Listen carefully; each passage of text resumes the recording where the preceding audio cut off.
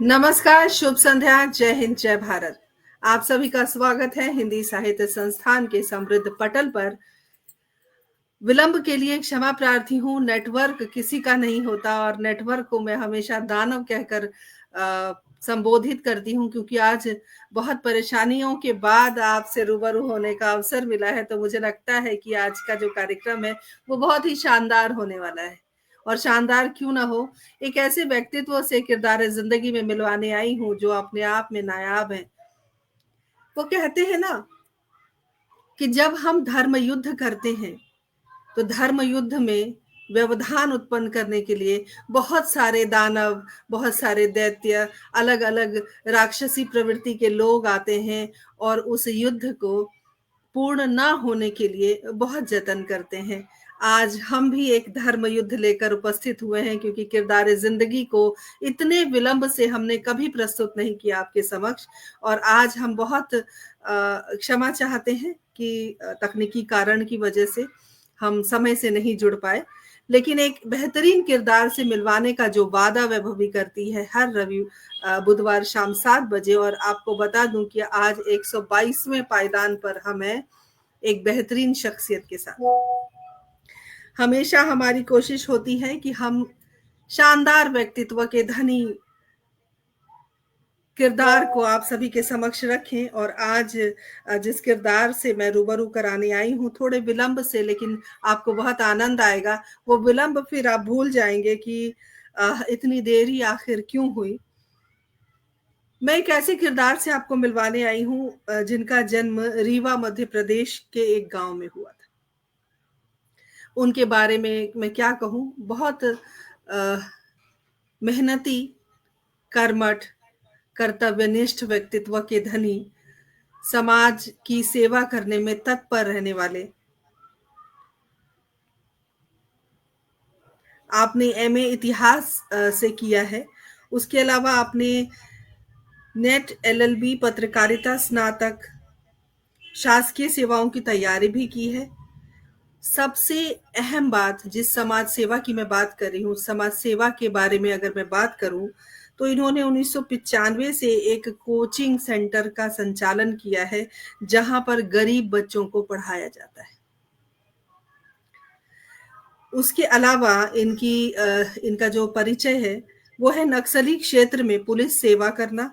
वर्तमान में मध्य प्रदेश शासन के आबकारी विभाग में सेवारत, स्वतंत्र लेखन भी करते हैं, साहित्य और समाज की सेवा भी करते हैं। और एक खास पेशकश है इनकी, रीवा की धरती पर जो इतिहास का एक बहुत बड़ा अंग रहा है, एक फिल्म बनाई है इन्होंने और फिल्म का नाम है धर्म योद्धा। न सिर्फ इस फिल्म का लेखन किया है, बल्कि आप निर्माता भी। इतिहास के पन्ने को वापस से हमारे हृदय में उकेरने का जो बहुत खूबसूरत प्रयास इन्होंने किया है, उसके लिए हम उन्हें साधुवाद देते हैं। और आज खास जो मुलाकात है, जो पेशकश है, वो इसी बात को लेकर है कि आखिर ये धर्म योद्धा है क्या और किसके बारे में ये फिल्म है। और ये फिल्म की पूरी जो कहानी है, इनके संघर्ष हैं, सब कुछ हम जानेंगे। और देर से जुड़े हैं तो आप आराम से हमारे साथ रहिए, क्योंकि हम पूरा समय आपके साथ हैं और हम सूर्य नारायण जी से बिना किसी देरी के मुलाकात करते हैं, उनसे बहुत सारी बातें करते हैं। सर बहुत बहुत नमस्कार। जी सर नमस्ते देरी के लिए नमस्ते बहुत बहुत क्षमा प्रार्थी हूँ सर। नहीं, देरी ऐसी नहीं हुई है। और जो ऐसा आपने कहा ना कि जो धर्म युद्ध होता है उसमें तो स्वाभाविक रूप से अड़चने आती हैं, और कहते हैं ना कि मंजिल की खूबसूरती मंजिल पाने में नहीं, उसकी अड़चनों को पार करने में ही होती है। क्या बात, क्या बात, बहुत बढ़िया सर, पुनः अभिनंदन है आपका। हमारे साथ पटल के उस पार आदरणीय प्रदीप गौतम जी जुड़ गए हैं। गौतम जी, विशेष आभार इतने सुंदर व्यक्तित्व से मिलवाने के लिए। संजय जी हमारे साथ जुड़े हुए हैं, अभिनंदन। डॉक्टर पुष्पलता तनेजा जी हमारे साथ जुड़ गई हैं, बहुत बहुत स्वागत, अभिनंदन करती हूँ। हमारे साथ नेहा शर्मा जी जुड़ गई हैं, अभिनंदन है। कार्यक्रम को शेयर भी करिएगा, बैठे रहिए, सुनिए, क्योंकि हम बहुत विलंब से, मैं अगर अपनी बात करूं, बहुत मशक्कत के बाद जुड़ पाई हूं। तो ये भी एक धर्म युद्ध था, जैसा कि सर ने कहा, और सर की बहुत खूबसूरत फिल्म भी है जिसके बारे में हम चर्चा करेंगे कि आखिर वो धर्म योद्धा है क्या, और इतिहास के किस पन्ने पर उनका साहस कहीं ना कहीं दबा हुआ है, जिसको उभारने का आपने काम किया है। तो सर, सबसे पहले तो बहुत अभिनंदन आपको इस फिल्म के लिए। जी, थैंक यू। कार्यक्रम को सर जब भी हम शुरू करते हैं तो हम जो भी किरदार हमारे समक्ष उपस्थित होते हैं, उनसे हम आग्रह करते हैं कि आप अपने पारिवारिक पृष्ठभूमि के बारे में हमें बताएं। रीवा से आप हैं, आपके परिवार के बारे में, आपके माता पिता, भाई बहन और आपकी पत्नी, बच्चे, जो भी आप हमें बताना चाहते हैं, क्योंकि हम भी बहुत उत्सुक हैं आपके पिक्चर के बारे में, आपके फिल्म के बारे में जानने के लिए। तो सर, पारिवारिक पृष्ठभूमि से बात शुरू करते हैं और जानते हैं आपके परिवार के बारे में और आपकी जो शिक्षा दीक्षा हुई है उसके बारे में। स्वागत है सर। रीवा जिला जो अपने मध्य प्रदेश में स्थित है, और हमारा गांव रीवा से लगभग 100 किलोमीटर दूर है, और उत्तर प्रदेश में जो प्रयागराज है उससे 40 किलोमीटर दूर है। तो ये इलाका एक डकैत प्रभावित क्षेत्र भी रहा है लंबे समय तक।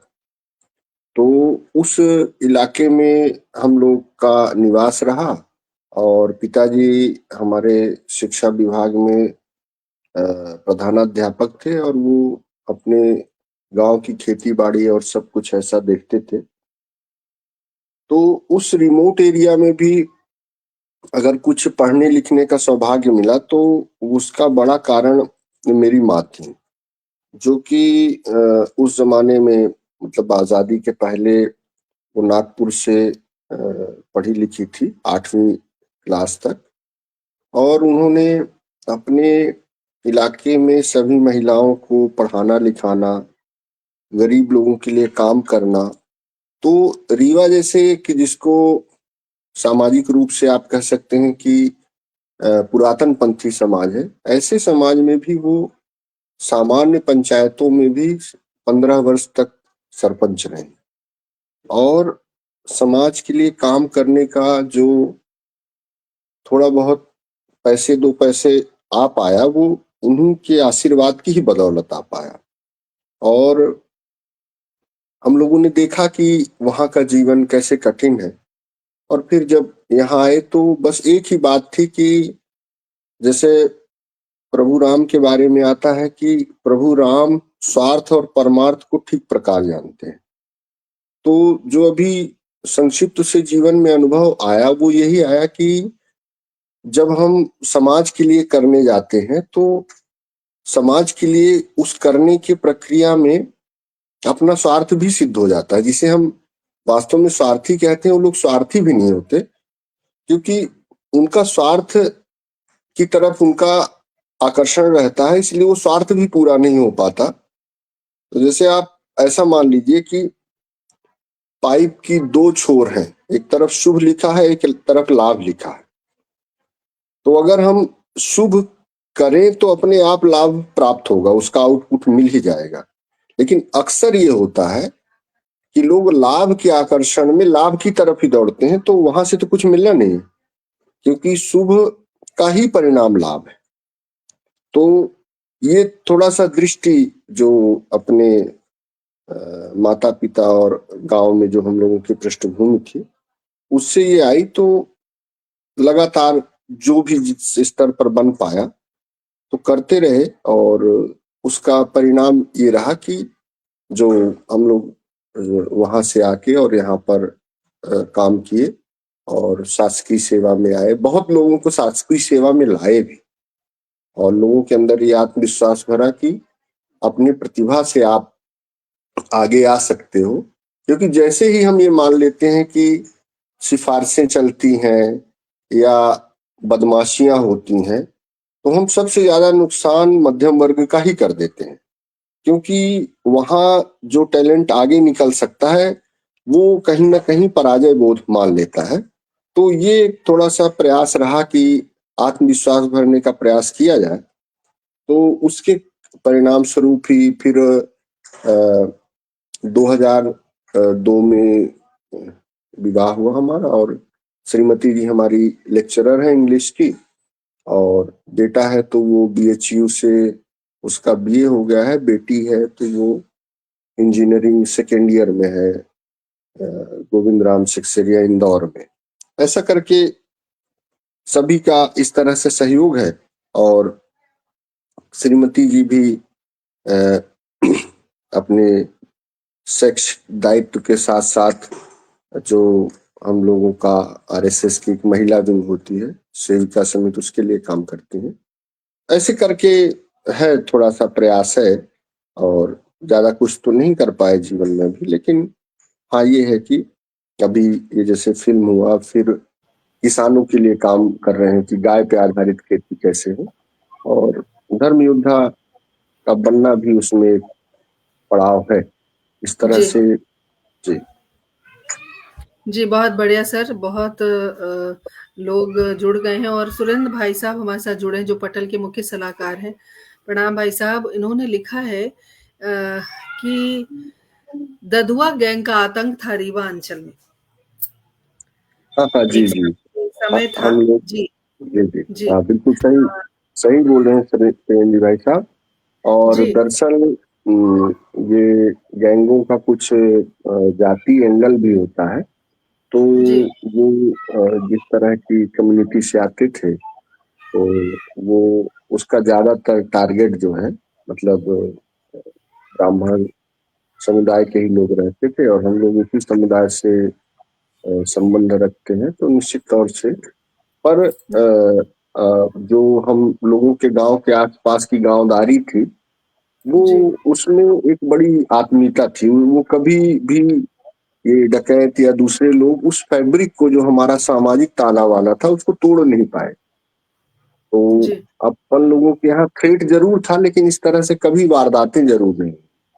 जी तो ये आज अनुभव के साथ ही कह सकते हैं कि ये जो बाहर चीजें सुनाई पड़ती हैं, जातिवाद और ये सब, जी वो गांवदारी जो होती है या गांव का जो आपसी सामंजस्य होता है, वो जी ज्यादा ताकतवर है। जी सर, जैसा कि आपके परिचय में मैं पढ़ रही थी, आबकारी विभाग से हैं आप, और आबकारी का अर्थ ही है राजस्व, कर वसूली करना, और वो भी शराब जैसी जो मादक चीजें हैं उनको लेकर। तो कितना आसान लगता है आपको ये कार्य करना? मतलब इस विभाग में काम करना कितना आसान है?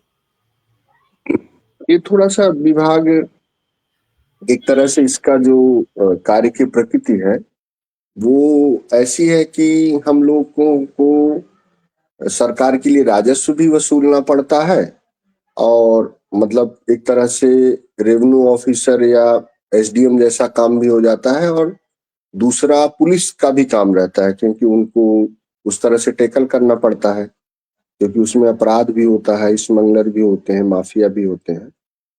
तो इसको मतलब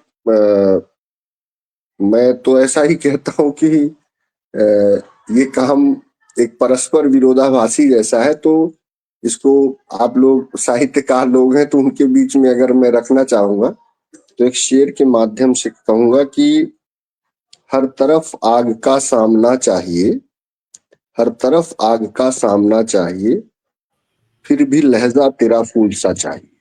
आहा, क्या तो बात है, क्या बात है, वाह वाह तो वाह वाह। ये लगभग उस तरह का काम है कि मतलब है टफ जी टास्क, लेकिन अपने को वो थोड़ा सा रेवेन्यू ऑफिसर के तौर पे भी करना पड़ता है, जी। तो दोनों चीजें बचा के करना पड़ता है। जी तो सर, एक तरफ समाज की सेवा की आपने, 1995 से आप एक ऐसे कोचिंग की आपने स्थापना की जहां पर गरीब बच्चे पढ़ रहे हैं, और उनके जी भविष्य को आपने संवारा, निखारा, और हर प्रकार से समय समय पर आपने समाज की सेवा भी की।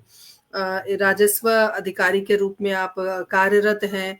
बावजूद उसके सिनेमा बनाने के बारे में, एक फीचर फिल्म लाने के बारे में, क्योंकि एक एक बड़े बजट का होता है ये सारा कुछ सिस्टम, और दूसरी बात ये है कि उसको सिनेमा घर तक पहुंचाना एक बड़ी जिम्मेदारी होती है। उसको डिस्ट्रीब्यूटर भी चाहिए, फिर पैसा भी चाहिए और उतने किरदार भी चाहिए, जो जैसे कि आप हमारे आज के किरदार हैं, वैसे ही बहुत सारे किरदार होंगे उस पूरे फिल्म में। इस फिल्म के बारे में हम जानना चाहते हैं सर, कैसे कॉन्सेप्ट आया आपके मन में, और धर्म योद्धा ही क्यों? कुछ और भी आप पिक्चर बना सकते थे, इसी ओर आपका रुझान क्यों गया? दरअसल बेबी जी हुआ क्या कि ये जो आपने कोचिंग की बात की, तो कोचिंग और स्पोर्ट ये दो चीजें मैं लगभग साथ में लेके चला। मतलब मेरा पहला टास्क रहता था कि मैं प्ले ग्राउंड में देखता था कि कौन बच्चे में ज्यादा पोटेंशियल है, फिर उन्हीं बच्चों को उठा के और शासकीय सेवाओं की तरफ तैयारी और ऐसा। क्योंकि जो अपने यहाँ कहते हैं ना कि अगर जो स्पोर्ट्स में या एक्स्ट्रा करिकुलर में तेज रहते हैं बच्चे, उनका अगर आप पढ़ाई की तरफ लगाएंगे तो वो बहुत अच्छा जल्दी रिजल्ट देते हैं। तो ये मेरी शासकीय सेवा में ये लगातार चलता ही रहा। मतलब इसको दरअसल मैंने जैसे नक्सलाइट एरिया में था मैं, तो वहां मैंने फुटबॉल और हॉकी के टूर्नामेंट और इसके करके, तो एक लोकतांत्रिक देश में पुलिसिंग के लिए भी आवश्यक होता है कि आप की लोकप्रियता अच्छी हो, और आप समाज के लिए जब काम करने जाते हैं तो निश्चित तौर पर जो किसी भी तरह की बातें हों, लेकिन अगर आप कुछ आउटपुट दे पा रहे हैं समाज को, तो मैंने ऐसे, मैं बैतूल में भी रहा तो वहां भी काम किया, शहडोल। तो ये ऐसे कोचिंग और थोड़ा सा बच्चों को पढ़ाने का क्रम, ये लगभग एक रीवा बस में नहीं, कई जगहों पर अब वो काम चल रहा है, लोग करते हैं उसको। दूसरी बात धर्म योद्धा की आई, तो दरअसल जब वो मैं कोचिंग संस्थान चलाता था तो उसी से एक काम निकल के आता था कि मैं अपने बच्चों की इंटरव्यू की तैयारी के हिसाब से, कि वो इंटरव्यू में अच्छा करें, उनको डिबेट बोलना, प्रश्न मंच में भाग लेना और नाटक के लिए तैयार करना। तो उनके लिए मैं अपनी जो एक कहते हैं रचनात्मक भूख को शांत करने के लिए कोशिश ये करता था कि कम से कम एक प्ले लिखूं हर साल, और उसका मंचन हो। तो इस प्रोसेस में लगभग 12-13 प्ले हमने लिखे, जो कि और बाकी कुछ नाट्य रूपांतरण किया।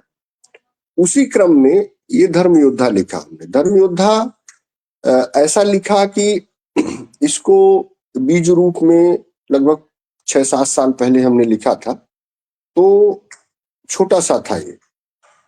फिर समझ में आया कि इसको थोड़ा सा और इस पे रिसर्च होना चाहिए, और रिसर्च करते करते जब ध्यान में आया, ये पद्मावती वाली फिल्म आई, तो एक बात ध्यान में आई कि ये तो ठीक है कि अलाउद्दीन खिलजी के अत्याचार से पद्मावती ने जौहर कर लिया, लेकिन अलाउद्दीन खिलजी जब इतना बड़ा क्रूर शासक था, तो उससे समाज बचा कैसे?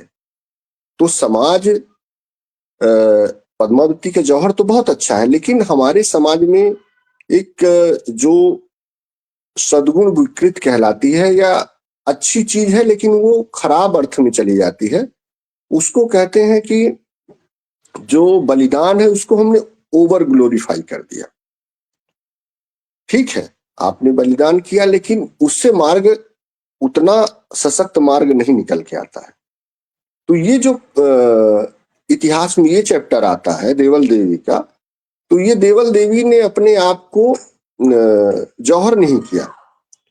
ये लड़की बहुत कम उम्र की लड़की वहां गई, और इसने अपने सतीत्व की रक्षा के लिए उस समय सुअर के खून का लिपस्टिक और आलता उपयोग किया, और फिर इन्होंने 20 अप्रैल 1320 को खिलजियों को, पूरे खिलजी वंश का समाप्त करके हिंदुओं का राज्य पुनः स्थापित किया। तो मुझे लगा कि ये कहानी जो है, ये इतिहास में लगभग छिपा दी गई, जबकि ये ज्यादा ताकतवर कहानी। सर एक बात पूछनी है, जैसे कि आपने कहा देवल देवी के बारे में जिक्र किया, जो कि हम पहली बार सुन रहे हैं, क्योंकि कहीं आपको ऐसा लगता है कि जो सचमुच का जो हमारी मतलब हमारी जो धरोहर रही है, हमारा जो इतिहास रहा है, जो यथार्थ में सत्य था, उसको बहुत खूबसूरती से छुपाया गया, बहुत तोड़ा-मड़ोड़ा गया।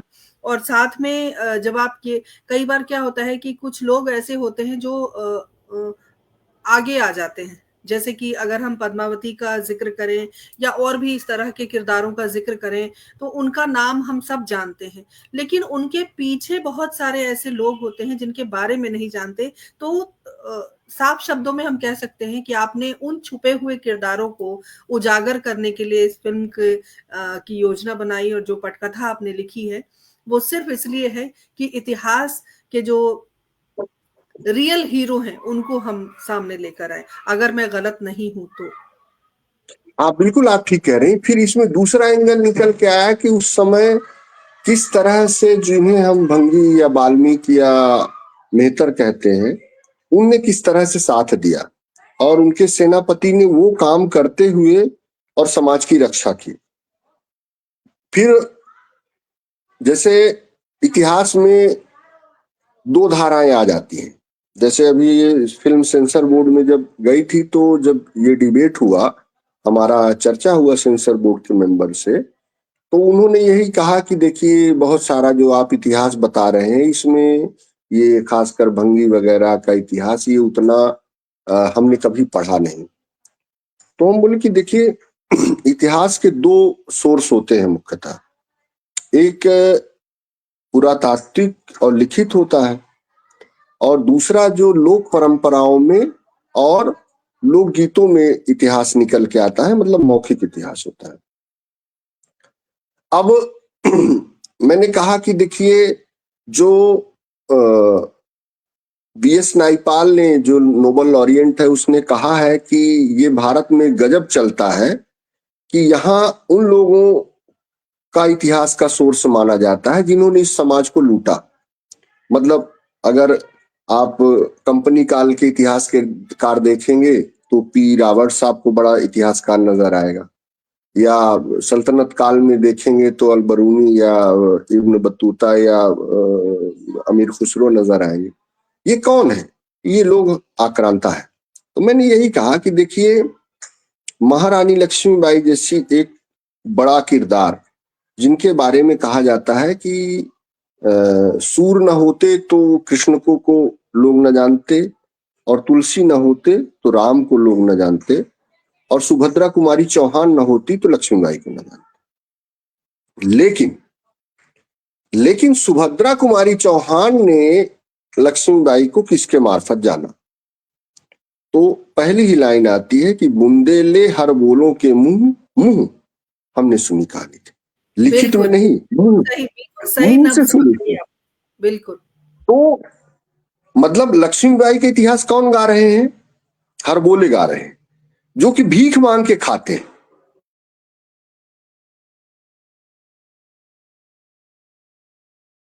बड़ी पारखी नजर है सर आपकी।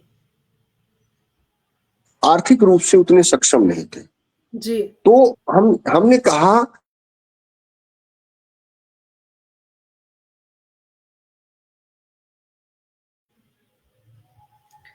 सर ने बहुत प्रतीक्षा की है और अब वो नेटवर्क थोड़ा तो परेशान करेगा ही।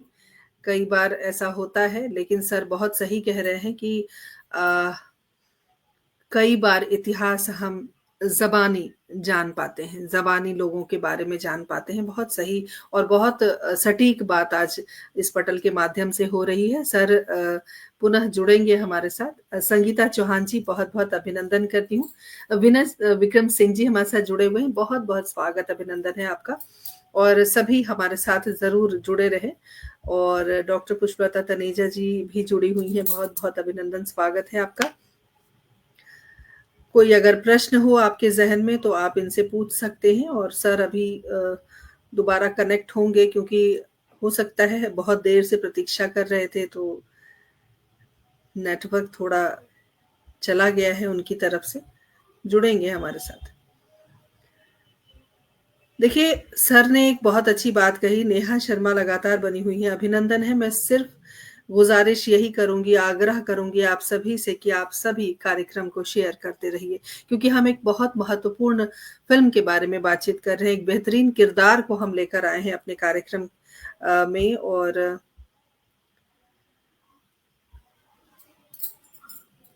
मैं चाहूंगी कि सर को मैं जरा सूचित करूं कि सर आप दोबारा से ज्वाइन कर लीजिए। सर अगर आप मुझे सुन पा रहे हैं तो आप दोबारा से कनेक्ट हो जाइए। देखिए, हर व्यक्ति का एक व्यक्तित्व होता है, एक बात होती है उनके व्यक्तित्व में। बहुत देर से मैं कोशिश कर रही थी कि इस कार्यक्रम को आज लेकर आऊं आपके सामने, मन की बात आपसे साझा कर रही हूं। बहुत देर से कोशिश कर रही थी, कुछ ना कुछ तकनीकी दिक्कत आ रही थी जिसकी वजह से हम जुड़ नहीं पा रहे थे। सर लगातार बैठे रहे, ये इनका बड़कपन है, और इंतजार करते रहे। मुझे लगता है कि अगर इनके अंदर वो धैर्य नहीं होता, समाज के प्रति उनकी निष्ठा नहीं होती, जो वो कार्य करते हैं शिद्दत से करते हैं, समाज की भलाई के लिए करते हैं, तो शायद आज वो चले गए होते। कार्यक्रम के लिए मना कर दिया होता और कह दिया होता कि अगली बार करेंगे, लेकिन सर ने इंतजार किया है, ये अपने आप में बड़ी बात है। इसीलिए हम कहते हैं किरदार जिंदगी में हम नायाब किरदार को लेकर आते हैं। सर को मैं पुनः कहती हूँ कि वो हमारे साथ जुड़े। बहुत बढ़िया किरदार डॉक्टर पुष्पलता तनेजा जी ने लिखा है, बहुत बहुत आभार आपका। जी, आपके प्रश्न का उत्तर सर जरूर देंगे। संगीता चौहान जी, विशेष अभिनंदन है आपका। सर दोबारा से ज्वाइन कर लीजिए जी। तो सर अभी दोबारा से ज्वाइन करेंगे, और बहुत सारी बातें हैं इस फिल्म के बारे में, और ये फिल्म सिनेमाघर में भी है। अभी हमारे साथ एक और शख्सियत जुड़े हैं जिन्होंने कहा कि ये फिल्म इन्होंने देखी है, गौतम जी। और ये फिल्म वाकई प्रदीप गौतम जी ने ये फिल्म देखी है। और देखिए, सेंसर बोर्ड में अगर कोई भी फिल्म जाती है, सर आ गए हैं और मैं अपनी बातें बाद में करूंगी, पहले सर से हम बातें करते हैं। सर बहुत आपने आज प्रतीक्षा की थी, इसीलिए ये सब चीजें हो रही हैं। खैर कोई बात नहीं, सब आपके इंतजार में बैठे हैं। कुछ प्रश्न भी आए हैं हमारे पास, लेकिन आप अपनी बात पूरी कीजिए सर। आपने कहा कि हरबोलों के मुख से हमने सुनी कहानी थी, और वहां से सुभद्रा कुमारी चौहान जी ने एक कविता लिखी, जो कविता कालजयी हो गई, तो वहीं पे नेटवर्क बाधित हो गया था। आगे की कहानी सुनाइए सर। तो ये जो मैंने यही कहा कि अगर आपको वंचित समाज का इतिहास जानना है, तो अगर किसी समाज के ऊपर हमला होगा तो वो अपनी वंशावली लेके नहीं भागेगा, वो प्राण लेके भागेगा। और जब वो प्राण लेके भागेगा तो जो उसकी स्मृतियां हैं उस समाज की, उसको आपको स्वीकार करना पड़ेगा। जैसे मेरा वनवासी क्षेत्रों में प्रवास होता है, तो मैं आपको बताऊं कि वो लोग ट्राइब में गिने जाते हैं, लेकिन बहुत सारी जो ब्राह्मणों की और क्षत्रियों की जातियां हैं और परंपरा है, उससे वो अपने आप को कनेक्ट करते हैं। तो मैं इसको इसी रूप में देखता हूं कि जब ये समाज के इनके पूर्वज कभी लड़े होंगे तो उन्होंने वहां से अपना एक नई रणनीति के तहत जंगलों का रुख किया होगा, और निश्चित तौर पर अब उनके पास केवल इतनी स्मृति है कि हम अमुक हैं, तो इसलिए उसको स्वीकार करना पड़ेगा। और कहीं ना कहीं ये समाज में जब इस तरह से अत्याचार हुआ है, जैसे एक शब्द आप लोग सुनते होंगे, सुपड़ा साफ। तो सुपड़ा साफ होता क्या है? तो सुपड़ा साफ में हमको जबलपुर के लोगों ने हमारे बताया कि सुपड़ा साफ में इनके पास एक सुपड़ा करके होता था, एक यंत्र होता था मुस्लिम आक्रांताओं के पास, और उसमें सभी की गर्दनें ऐसे बराबर में बांध दी जाती थी और फिर वो चलता था आ रहा और एक तरफ से कट जाते थे 1000-2000 लोगों के सिर। ये है सुपड़ा साहब। अब इतने अत्याचार के बाद बहुत बड़ी संख्या में लोग कन्वर्ट हो गए, जो कि आज अपने पुरखों की तलाश में कह रहे हैं कि ये सारा विषय। अगर कुंदरकी का रिजल्ट इस तरह का आया है तो क्यों आया है? क्योंकि कहीं ना कहीं महसूस कर रहे हैं कि हम भी राजपूत हैं, हम भी ठाकुर रामवीर सिंह के परिवार हैं। एक बड़ी संख्या में लोग कन्वर्ट हुए, एक बड़ी संख्या में लोग जंगलों में भग गए, लेकिन एक बड़ी संख्या ऐसी भी है जिसने मलमूत्र उठाना शुरू किया, रंगरेज का काम किया, धुन्ना का काम किया, लेकिन अपना धर्म नहीं बदला। उनकी सेवा चाकरी करने लगे और समाज का इंतजार करने लगे कि क्या कभी हमारा अगर राज्य आएगा तो क्या आप हमको गले लगाओगे। और वो इंतजार इतना लंबा हो गया। तो जब हम वाल्मीकि समाज पर जाते हैं तो चूंकि हमने ज्यादातर इसी समाज को एड्रेस किया, तो जैसा मैंने आपसे निवेदन किया कि मुंह की बात, वो मौखिक परंपरा, तो मेरे घर में जो काम करने वाली मेहतरानी आती हैं, उनसे मैं पूछा, अब उनको मालूम नहीं है ये सब किस्सा कि वो बोल क्या रही। तो मैंने कहा कि आप बहन जी कौन हो? तो बोली कि हम लोग तो वाल्मीकि लिखते हैं। तो हम बोले नहीं नहीं, ऐसे आपका गोत्र यहाँ क्या चलता है? तो बोली हम लोग यहाँ ससुराल में चौरिया है। तो हम बोले अच्छा अच्छा, मायका कहाँ है आपका? तो बोले मायका दमोह में है। हम बोले अच्छा अच्छा, वहां आप क्या लिखते हो? तो बोली वहां रिछारिया लिखते हैं। अब ये है क्या, अब ये दोनों गोत्र ब्राह्मणों के हैं, लेकिन जब आप उनके बीच जाएंगे, उनको नहीं मालूम है कि मैं ब्राह्मणों का गोत्र बता रहे हूं। उनको ये भी नहीं मालूम है कि ये है क्या वो जो चौरिया रिछारिया बता रहे हैं, उनको नहीं मालूम। वो तो अपना ये सब काम करके मस्त है, कोई दिक्कत नहीं। तो जब मैं ये जो आपने विषय कहा कि ये आपने कैसे कर लिया, तो मुझे लगा कि जो जो हमारे फिल्म का डायरेक्शन किया जिन्होंने, विजय मिश्रा जी ने, उन्होंने काबिल जैसी एक बड़ी फिल्म लिखी ऋतिक रोशन की, और आपके जितने बड़े सीरियल हैं, रिश्ता क्या कहलाता है, जुगनी चली जलंधर, ससुराल गेंदा फूल, ये सब विजय मिश्रा के ही लिखे हुए। उन्होंने जब ये नाटक देखा जिसका हमने धर्म योद्धा था, उन्होंने बोला भाई साहब इसमें बहुत संभावना है, इस पर फिल्म बनानी चाहिए। तो हम बोले कि फिल्म तो हमारे पास सब कुछ है, विचार वगैरह अच्छे हैं, लेकिन एक ही चीज नहीं है। तो बोले क्या? हम बोले पैसा। तो बोले कि, हम बोले बिना पैसे के फिल्म कैसे बन सकती है ये बताइए। तो बोले बिना पैसे के तो नहीं बनेगी। तो हम बोले कि भाई कोशिश करिए। हम बोले कि देखिए, ये आप समझिए कि अब ये आप बात कर रहे हैं तो ये फिल्म का जानकार तो आप हो, तो आप ही बना सकते हो। तो बड़ी मजाक की बात है। तो उन्होंने कहा कि कैसे बनेगा? तो हम बोले कि देखिए, तरीका ये है कि फिल्म के लिए कि अच्छी स्टोरी लाइन चाहिए जो है, देन कलाकार चाहिए जो कि नाटक में आप देख ही चुके हैं, अच्छा कर रहे हैं हमारे बच्चे लोग। फिर कॉस्ट्यूम चाहिए, तो नाटक में पहने ही थी, थोड़ा बहुत और इधर उधर कर लेंगे अपन।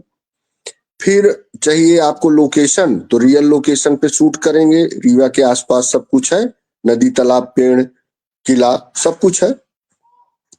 फिर थोड़ा बहुत क्या कहते हैं, आपको गाड़ी घोड़ा लगेगा तो थोड़ा बहुत हमारे पास भी है, कुछ दोस्तों से मांग के ऐसे काम चला लेंगे। फिर लगेगा कैमरा, तो हम बोले अभी ये प्री वेडिंग शूट वाले बहुत घूम रहे हैं और अभी पितृपक्ष चालू होने वाले हैं, तो इनके पास कोई काम भी नहीं, तो इनको यूज कर लेंगे। और हम बोले कि जहां तक भोजन की बात है, तो जब क्या तक बात आप है ये सब सर, करोगे, क्या बात। एडिटिंग और फिल्म बनाओगे, तब तक मेरी पत्नी आपको पूरी सब्जी बना के खिला देगी। सर ये तो इसी इस को कहते मॉडल, हैं, रंग लगे ना, नमक लगे ना फिटकिरी और रंग चोखा। नहीं तो मुझे देखिए, एक ही बात की मुझे आशा थी कि चूंकि हम तो ये सिर्फ फिल्म बनाने जा रहे हैं, जिन्होंने इतना बड़ा बलिदान किया, जो संख्या में सिर्फ 3 लोग बचे थे, और फिर उनके संकल्प शक्ति देखिए कि पूरे भारत का सबसे बर्बर सुल्तान अलाउद्दीन खिलजी, वो सामने है, और जिसका इतना बड़ा राज्य है कि अभी जिसमें 12-13 देश बन रहे हैं, और वो न्यायपालिका, विधायिका, कार्यपालिका अकेले सब था, और बचे कितने लोग हैं? 3 लोग, और उसमें अकेले देवल देवी का संकल्प है ये कि हम इनको घुस के मारेंगे।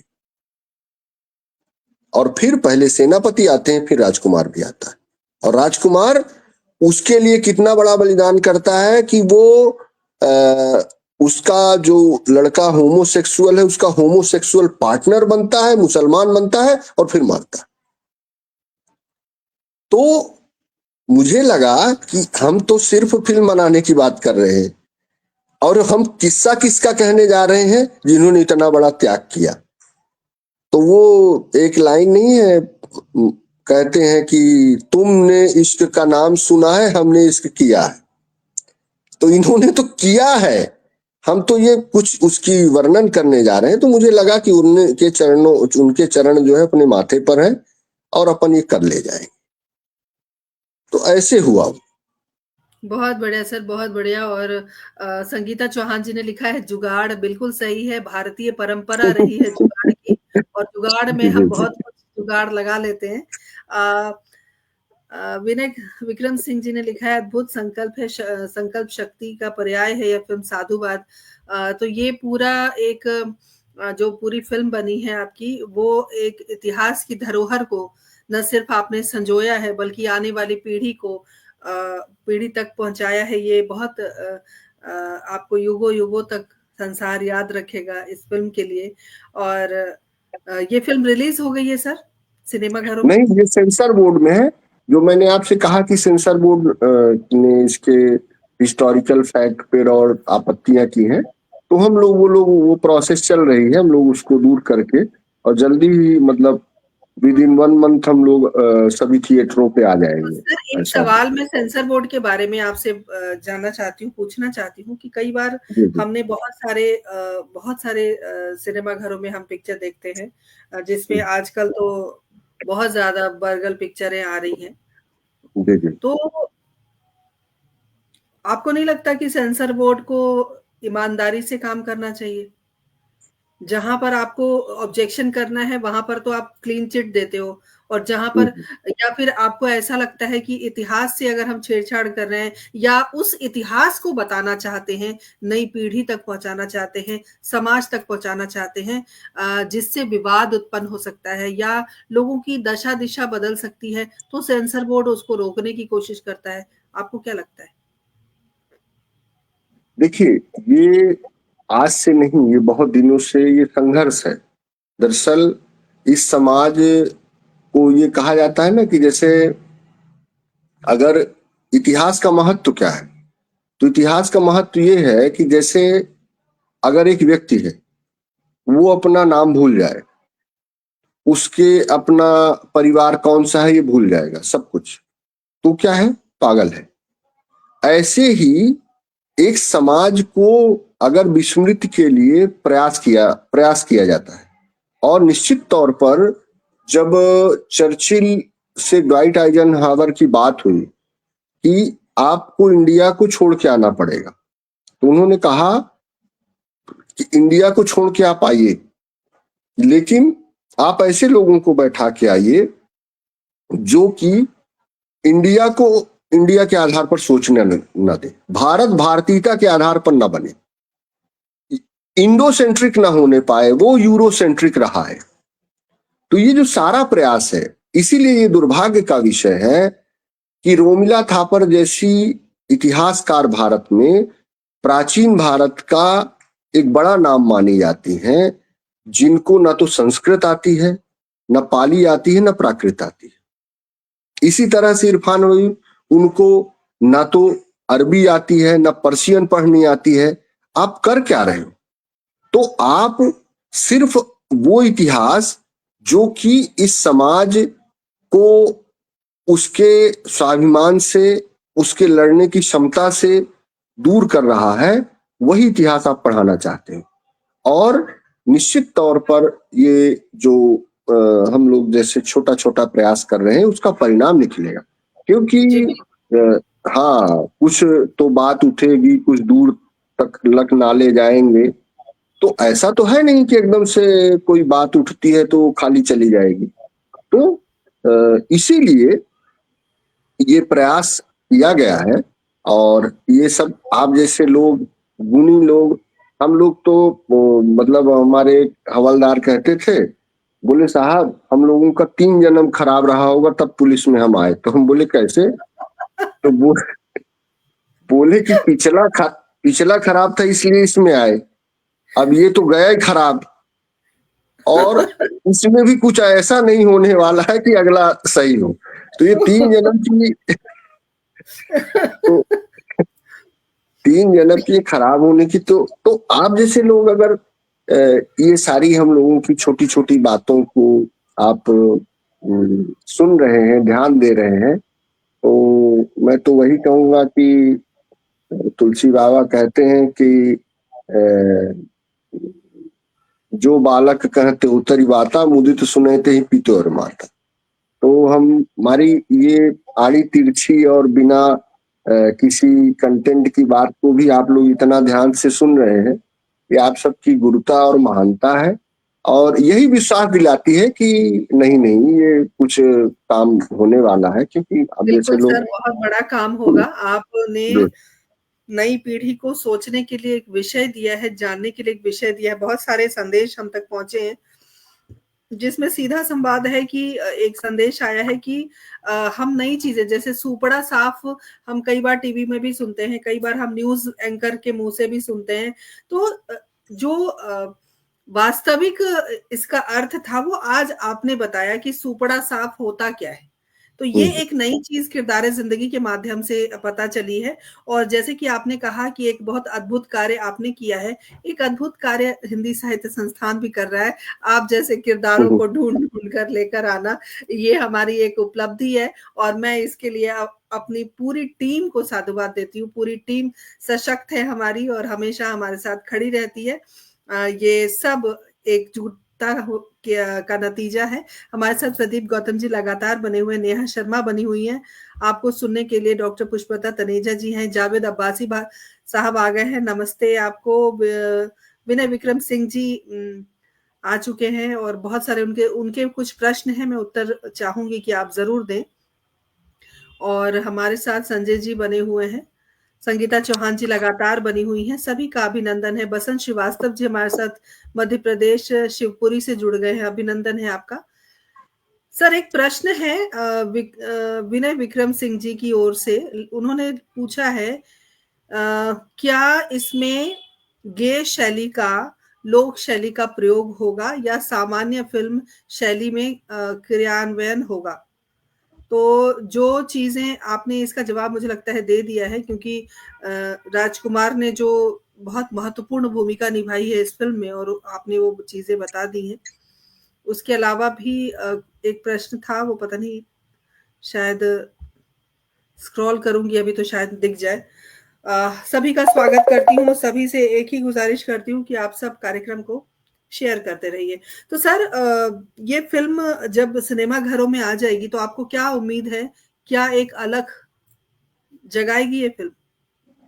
देखिए क्या है कि जैसे सिनेमा घरों में हम जैसे अब हमारी मध्य प्रदेश सरकार के लोगों से बात हुई, तो ये निश्चित तौर पर जैसे अभी हम मध्य प्रदेश या जैसे रिलीज के बाद टैक्स फ्री होगी ये फिल्म। और फिर दूसरी बात ये है कि उसकी टिकटों का दर तय करना तो अपने हाथ में है।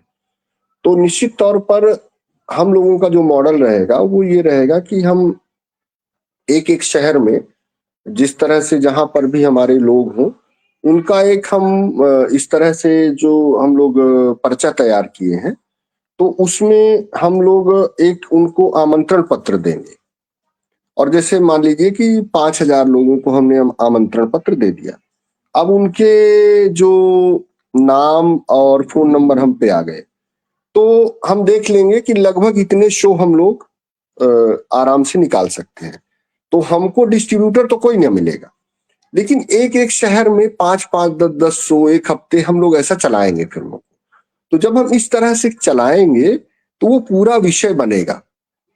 और उस तरह के, चूंकि हमारी जो फिल्म की लागत है वो जैसे एक हमारे पास एक आइटम सब्सिडी का है, तो मध्य प्रदेश सरकार जैसे 30% सब्सिडी देती है, तो हमको उससे कुछ पैसे आ सकते हैं।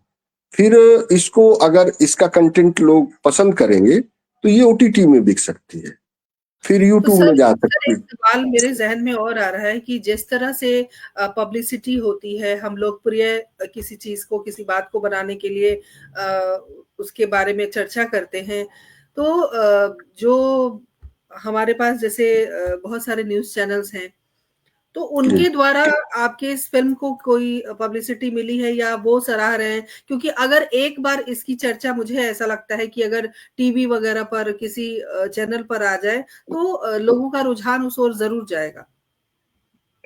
देखिए क्या है कि अभी फिल्म रिलीज नहीं हुई, फिल्म के ट्रेलर आए, और जो लोगों ने भी इससे रिलेटेड जो भी कंटेंट देखा है या सुना है, तो वो खुद ही बहुत ही इसको अप्रिशिएट कर रहे हैं। इसका सारा विषय बड़ा क्रांतिकारी है, क्योंकि ये ऐसी फिल्म भी है जो कि जो हमारा, जैसे डॉक्टर राम मनोहर लोहिया कहते थे कि जब पेट की भूख शांत हो जाती है तब इतिहास की भूख जागती है। आज हमारे पास एक बहुत बड़ा हमारा समाज है जो कि अपना इतिहास जानना चाहता है। ये उस कमी को भी दूर करने वाली फिल्म है। ये फिल्म ऐसा, जैसे लोगों को सामान्य तौर से लगेगा कि ये जैसे कोई मुस्लिम विरोधी फिल्म है, ऐसा नहीं। ये फिल्म ये बताती है कि उस समय जबकि निजामुद्दीन औलिया और अमीर खुसरो ने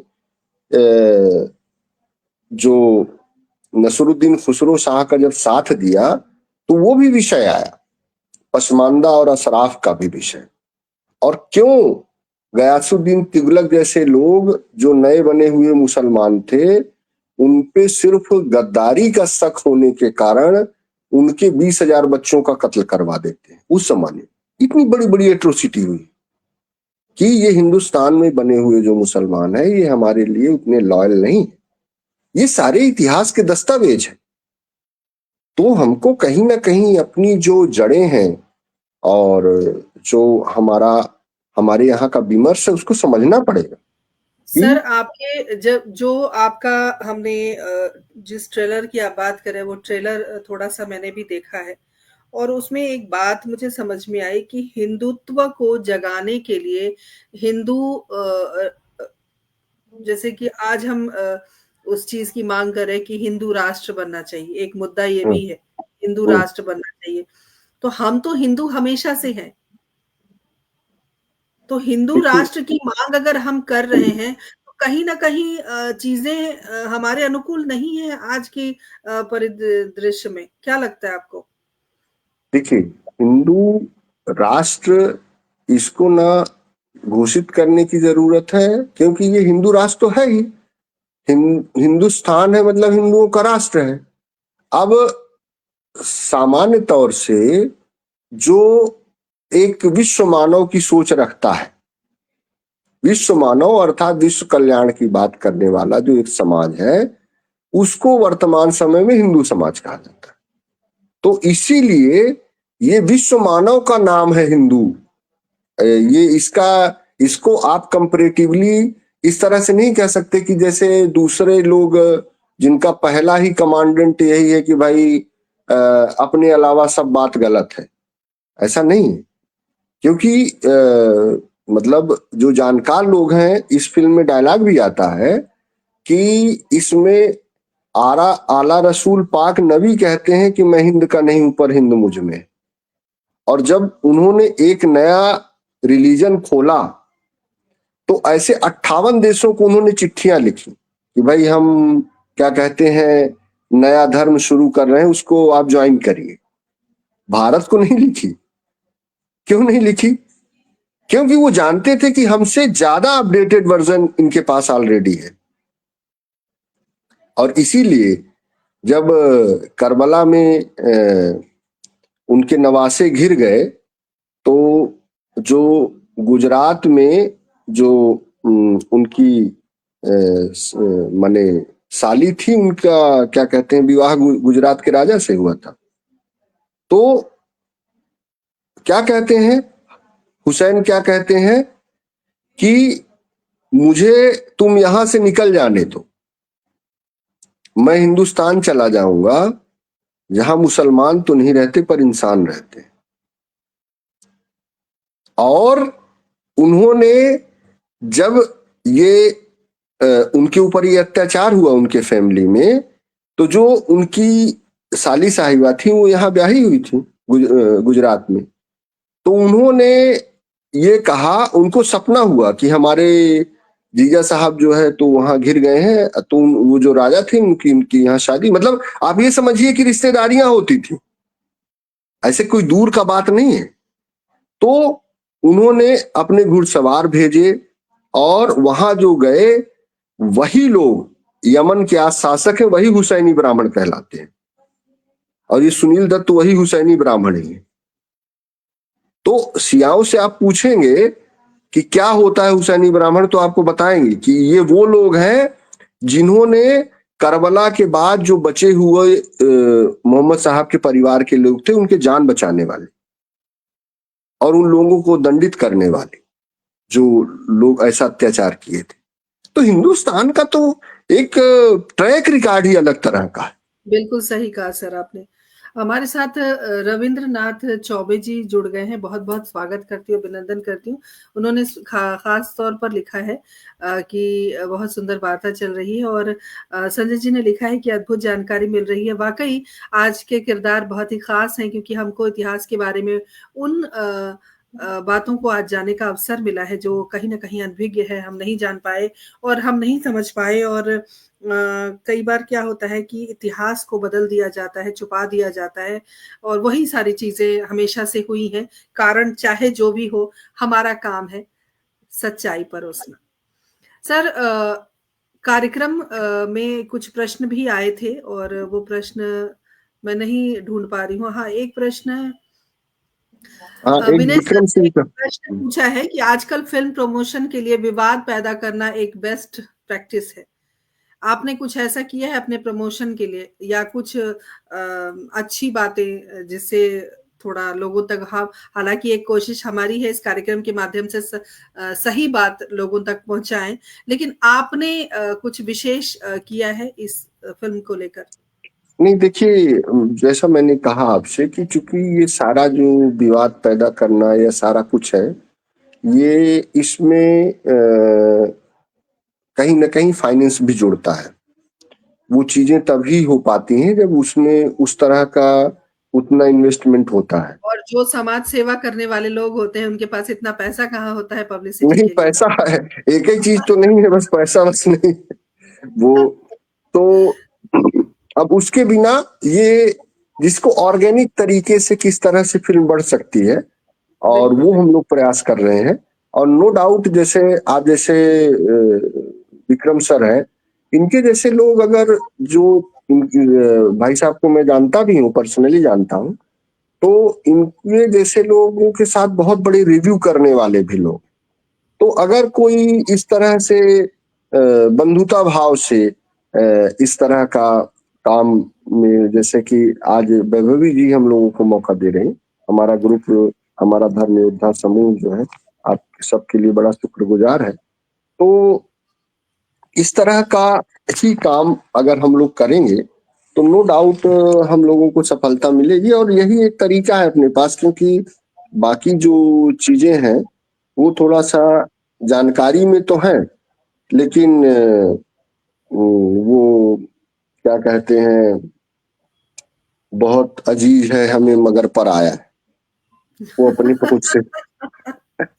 बिल्कुल सही कहा आपने। और बहुत आपके लिए एक संदेश आया है कि कृपया आप कैमरे के बीच में आ जाइए, क्योंकि आपका इतना खूबसूरत सा चेहरा है जो हमारे दर्शकों तक नहीं पहुंच पा रहा है। तो उन्हें लग रहा है कि आप थोड़ा बीच में आ जाएंगे तो स्पष्ट रूप से आपका चेहरा दिखेगा, और हम पहचानेंगे कि ये देखो धर्म योद्धा के फिल्म मेकर हैं, और कभी हमारी मुलाकात हुई तो बात आगे जी बढ़ेगी। जी। खैर, ये तो मजाक का विषय है, लेकिन बहुत अच्छा लगता है जब हम इस तरह के किरदार से मिलते हैं, और समाज को एक नई दिशा देने के लिए जो आपने पहल की है वो वाकई साधुवाद योग्य है। तो सर, आने वाला जो समय है, क्या इस फिल्म के बाद आप इसके रिस्पॉन्स को देखकर आगे फिल्म मेकिंग की ओर जाएंगे, या यहीं तक सीमित रहेंगे? नहीं, ये दरअसल क्या है कि ये दो तरह का टैबू हम लोग तोड़ना चाहते हैं। एक तो जैसे फिल्म का नाम आते ही ये लगता है कि जैसे इस पे बहुत सारा पैसा लगता हो। हम लोग एक तो सार्थक सिनेमा बहुत कम पैसों में बनाने का ये मॉडल क्रिएट किए हैं, और मॉडल में जो सबसे कठिन फिल्म होती है मेकिंग के लिहाज से, हिस्टोरिकल मूवी, क्योंकि पीरियड फिल्म बनाना सबसे कठिन काम है। उसको हमने सीधे सबसे कठिन प्रश्न से ही पेपर सॉल्व करना शुरू किया। तो उसमें जो अनुभव आया वो ये है कि ये काम कर ले जाएंगे हम लोग। और दूसरी बात, जैसा मुझे जो चीजें आश्वस्त करती हैं, जैसा कि हम लोगों ने मैं शहडोल में था तो वहां मैंने एक जो ट्राइबल का मोहल्ला था वहां शुरू किया था काम, तो वहां भी उस मोहल्ले से बहुत सारे नेशनल लेवल के फुटबॉल प्लेयर निकल गए। तो ये जब फिल्म हम बना रहे थे तो हम लोग आउटडोर शूटिंग के लिए जाते थे गांव में। तो मैं आपको फैक्ट बताता हूं, मैं आपको जब आप फिल्म देखेंगी तो मैं सीन बता दूंगा कि 1.5 मिनट 2-2 मिनट के रोल वो गांव के लोगों को मैं सीधे उठा के और बोलता था कि ये बोलना है तुमको, ऐसे ऐसे करना है, ऐसे एक्टिंग करना है, इधर कैमरा रहेगा, इधर घूम, और वो कर देते थे। 1 टेक्स ओके शॉट। तो ये चीज ये प्रॉमिस करती है कि भारत में आप काम करने जाइए, टैलेंट की बिल्कुल कमी नहीं है। बिल्कुल कमी नहीं है। वही बात मैं अभी आपको बोलने वाली थी। एक टैलेंट हमारे सामने आया है, सुरेश शर्मा सागर जी, जो बेहतरीन गजलकार है। उन्होंने एक संदेश आपके लिए भेजा है कि अगली फिल्म आप जरूर बनाएं, और उसमें जो भी गीत आपको लिखवाने हो वो इनसे लिखवाएं। ये गाते भी बहुत अच्छा है और लिखते भी बहुत अच्छा है। तो इस तरह से देखिए, बहुत आपके सुंदर। पास बहुत सारे ऑफर आ रहे हैं। और बहुत सही कहा आपने। और देखिए, भारत की मिट्टी में प्रतिभा की कोई कमी नहीं है। जिस तरह से आपने जिक्र किया कि एकदम से ऑन कहते हैं ऑन स्पॉट डेथ हो गई, उसी तरह ऑन हाँ स्पॉट कलाकार को आपने आमंत्रित किया और कलाकार ने हाँ धूम मचा। जी। हाँ। तो मतलब ये चीज प्रॉमिस करती है कि फिल्म का जो इतना हवा है कि ये फिल्म बनाना बड़ा कठिन काम है, और आज हर शहर में प्री वेडिंग शूट का बुराई हो सकती है, लेकिन उसका एक ये पॉजिटिव एस्पेक्ट भी निकल सकता है कि आपके पास आज फिल्म शूट करने लायक कैमरा आपके शहर में उपलब्ध है, और वो मुश्किल से 2.5 से 3 महीना काम पाता है। तो बाकी में उसको आप जैसे जो जो लड़का हमारा शूट किया, तो वो बोला कि भाई सर पैसा वैसा, हम बोले पैसे के चक्कर में काहे पड़ रहे हो तुम फिल्म शूट कर लोगे तो तुम्हारा सेंस इतना डेवलप हो जाएगा, तुम फिल्म के कैमरामैन कहलाओगे, तो तुमको अगली शादी में जो 50,000 देता है वो अपने आप ही 1 लाख देगा। तो अब ये सही भी है, इसी को विन विन डील बोलते हैं। ऐसे जो हम जो एक्सपर्ट के नाम पे अगर हम लगे रहेंगे तो निश्चित तौर पर हमको अपने ही लोगों को एक्सपर्ट बनाना पड़ेगा, और अपने सर, यहाँ प्रभु जी सर, आपकी बात से ऐसा महसूस हो रहा है कि हमने एक ऐसा मंच तैयार किया है जहां पर प्रतिभाओं को तलाशने की जो हमारी योजना है वो सफल होने वाली है। और हम एक ऐसा मंच दे रहे हैं नवांकुरों को, जिससे वो सिर्फ ना मंझेंगे, बल्कि आगे वो निखर कर अपने जो उनका व्यवसाय है उसमें उनको बहुत सहायता प्राप्त होगी। बहुत सुंदर बातचीत आपके साथ चल रही है। कैसे समय बीत गया, इतनी मशक्कत के बाद जुड़े मैं आपको एक। बताऊं, जैसे इस फिल्म का म्यूजिक म्यूजिक भी आपको मैं शेयर करूंगा आप सबको। जी, आप जी सर। इसमें 9 गाने हैं और उनको गाया है, और फिल्म का बैकग्राउंड पूरा किया है। करने वाले कौन बच्चे हैं, फर्स्ट ईयर में पढ़ते हैं, फर्स्ट ईयर में, और रीवा जैसे शहर। तो ये चीज ये प्रॉमिस करती है कि अगर आप तलाशने जाएंगे, मौका देना चाहेंगे, तो आप, जैसे वो नहीं है कि अंधा और लंगड़ा वाला किस्सा, कि आप अंधा और लंगड़ा थे और वो दोनों मेला जाना चाहते थे और एक के हाथ नहीं था, एक की आंख नहीं थी, दोनों मिल गए और फिर साथ में दोनों मेला पहुंच गए। तो वास्तव में ऐसे ही हम लोग भी उसी तरह से अंधे लंगड़े की भूमिका में है, एक दूसरे का सहारा बनेंगे तो एक बड़ा मुकाम, बड़ी बहुत मंजिल, बड़ी सफलता हासिल कर सकते हैं, इसमें बहुत कोई दो राय नहीं। बहुत सुंदर सर, बहुत सुंदर बात आपने कही और उदाहरण भी बहुत अच्छा दिया, बहुत सटीक उदाहरण है। हमारे साथ कुसुम लता जी जुड़ गई हैं, अभिनंदन करती हूँ। आदरणीय भूदत्त भाई साहब हमारे साथ जुड़ गए, भूदत्त शर्मा जी, जिन्हें गीतों का राजकुमार कहा जाता है, बहुत-बहुत अभिनंदन करती हूँ। आप इसी प्रकार हमारे साथ बने रहें और ये तो हो गई फ़िल्म की बात, बहुत देर तक हमने फ़िल्म की बात की क्योंकि धर्म योद्धा के बारे में हम चर्चा भी करना चाहते थे और एक तरह से इस फ़िल्म का प्रमोशन भी हमारे कार्यक्रम के माध्यम से हो गया है। तो सोशल मीडिया एक बहुत बड़ा प्लेटफ़ॉर्म है जहाँ पर आप कहते हैं ना फ्री ऑफ कॉस्ट अपना प्रमोशन कर सकते हैं, अपने बारे में बात कर सकते हैं। बहुत सुंदर डॉक्टर रूपल श्रीवास्तव मेरी छोटी बहन जुड़ गई है, अभिनंदन करती हूँ। और ये तो हो गई फ़िल्म वैभवी की जी, बात। सर हाँ वैभवी, मैं थोड़ा आपके बचपन में जाना चाहती हूँ क्योंकि जी किरदार से हमें उनके वक्त जो व्यक्तिगत कुछ जानकारियां होती है वो भी हम चाहते हैं कि हम साझा करें अपने दर्शकों के साथ। तो अगर मैं आपके बचपन की बात करूं, सूर्य नारायण जी बचपन में कैसे थे? उछल कूद करने वाले नटखट बालक थे या संजीदा थे, जैसे कि इतनी गंभीर फिल्म आपने बनाई है, तो कैसा था व्यक्तित्व, अभी से अलग या वैसा ही? अब मुझे मतलब मैं क्या बताऊं, मुझे जो बचपन की एक छोटी सी स्मृति है, तो हमारे बाबा रहते थे, मतलब ग्रैंड पा अपने, तो उनने एक हम लोग तीन बहन तीन भाई हैं, तो वो हमारे बाबा जाके हमारी माँ से बोले, बोले तुम्हारी जो मझली लड़की है वो भी पागल है और ये तुम्हारा मझला वाला लड़का भी पागल है।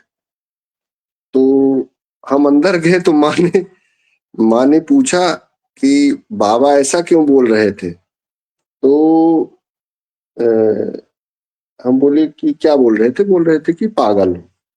तो वो बात एक्चुअल में बात क्या हुई थी, वो बार बार मेरे से पूछ रहे थे कि बेटा क्या कर रहे हो, और मैं धूल में ऐसे कुछ आकृति बना रहा था, तो मैं कुछ नहीं बोला। तो मैं बोला जब देख रहे थे कि कुछ नहीं कर रहा हूं तो काहे को पूछ रहे थे कि क्या कर रहे हो? तो ऐसे बहुत ही मैं गुमसुम और ऐसे रहता था, और मतलब बीमार भी बहुत रहता था। मतलब हमारे गांव में अस्पताल नहीं था, तो माँ बताती कि एक बार मुझे बहुत फीवर हो गया था, तो वो 20 किलोमीटर मुझे जो है मतलब अपने गोद में लेके गई थी डॉक्टर को दिखाने। ऐसे हम लोग बहुत मतलब और बहुत गुस्सा, मतलब अंदर से बहुत मैंने न जाने कैसे रहता था। फिर वो धीरे धीरे थोड़ा सा मतलब भगवान की कुछ ऐसी कृपा हुई कि क्रिकेट विकेट खेलने लगा, फिर उसके बाद मैं एथलीट हुआ। तो और फिर मतलब धीरे धीरे खुला ऐसे करके। तो मुझे आप एक बचपन की और एक बात की मतलब मैं आपको बताऊंगा कि ऑब्जर्वेशन कैसा था। तो हमारे घर में कल्याण, सरिता, ये सब किताबें आती थी, और वो माँ हमको, जो चूंकि वो नागपुर की पढ़ी लिखी थी, तो वो फिल्मों की भी कहानियां ऐसे बताती थी। तो मतलब उसमें हमको 7वीं में मैं पढ़ता था, मेरी माँ सरपंच थी। तो मैं आपको बताता हूँ कि मैंने मेरा सोचने समझने का तरीका क्या था। तो रात में मैं माँ के पास लेटा हुआ था, तो मैंने माँ से कहा कि माँ, ये अभी पंचायत में टीवी आया है ना, ये फ्री में दिखा रहा है ना, देखना देर सवेर इसका पैसा लगने लगेगा। तो मतलब उस समय भी ऐसा चिंतन रहता था कि ये चीजें कैसे होंगी, खराब हो जाएंगी ऐसा करके। तो ये थोड़ा सा था। अब ये कैसा था पूर्व जन्मों का, कुछ ऐसा रहा होगा, ऐसा कुछ यही सब कहा जा सकता है और क्या। पर वो कुछ पुलिस उलिस में जाने की वजह से और थोड़ा सा संस्कार थोड़ा सा बदला है। और अब और क्या बताऊं अपने बारे में, बस ऐसे ही था जैसे गांव में बचपन होता है कि सर, भाई। कभी आपने ये सोचा होगा बचपन में कि एक इस तरह का बालक जो बोलता नहीं है ज्यादा, अपनी भाव व्यक्ति नहीं कर पाता है, अपने में गुम रहता है, वो इतिहास को रचने के लिए, बदलने के लिए उत्तरदायित्व होगा? कभी ऐसा सोचा था आपने? नहीं, ऐसा तो कुछ नहीं सोचा था। हाँ, ये जरूर है कि जो जैसे जैसे जो बड़े बड़े लोग अपने गांव इलाके के लोग बड़ी बड़ी नौकरियों में ऐसे आ गए थे और वो गांव के लिए कुछ नहीं करते थे, तो कहीं ना कहीं मन में ये खटका रहता था कि अपने अपन गांव कुछ बने, हाँ करेंगे, ये लोग गलत कर रहे हैं, इनको करना चाहिए था। तो बिल्कुल। वो लगता है कि वो शिकायत मतलब जो थी वो अभी भी थोड़ा बहुत तो है ही कि मतलब ऐसा लेकिन करना चाहिए वही थोड़ा। वही बात आपके आपकी प्रेरणा बनी, जिससे आपने अपने हाँ, समाज के लिए, अपने गांव के लिए बहुत कुछ किया है। सर, बहुत बहुत मैं आभारी हूं कि आपने इतना इंतजार भी किया, कार्यक्रम शुरू होने तक बहुत प्रतीक्षा की आपने, और इतना बढ़िया हमारा कार्यक्रम रहा। चलते चलते क्या संदेश देना चाहेंगे? बस मैं यही कहना चाहूंगा कि अभी हाल फिलहाल तो धर्म योद्धा जैसे अलग अलग शहरों में आएगी ही, तो आप लोग जैसे अपने मित्र यार दोस्त भाई हैं, उनका जैसे धर्म योद्धा का व्हाट्सएप ग्रुप या ऐसा कुछ बना सकते हैं। तो जी। उनको अभी से वो चीजें शेयर करें और कि ये भाई इस तरह की मूवी आने वाली है, इसको देखना है, वो ट्रेलर वगैरह जो है उसको शेयर करें। जी, तो जरूर।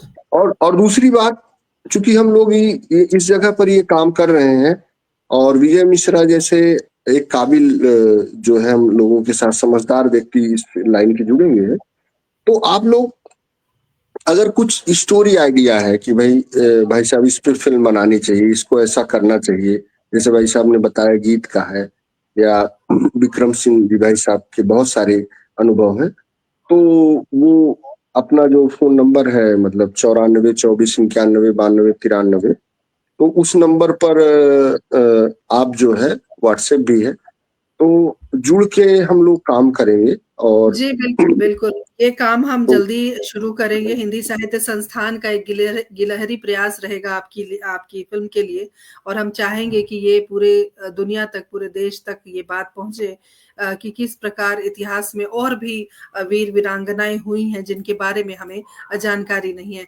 सर, आपका बहुत-बहुत आभार व्यक्त करती हूँ हमसे जुड़ने के लिए, और इतनी सारी नहीं, प्यारी-प्यारी आपके आपके गिलहरी के लिए प्रयास के लिए मैं कहूंगा कि जो कहते हैं ना कि जे आनंद सिंधु घन राशि सीकर ते त्रैलोक सुपासी, तो आप लोगों की अगर इतनी सी भी कृपा धर्म योद्धा की टीम को मिलेगी, तो उससे ही धर्म योद्धा की टीम धन्य हो जाएगी।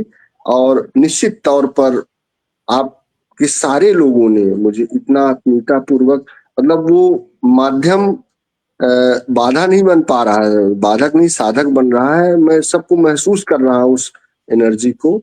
और मैं सभी तीसरी चरणों में अपना प्रणाम निवेदन करता हूँ, और आप लोगों ने इतना ध्यान पूर्वक सुना है, मैं आप सबको बहुत नमन करता हूँ।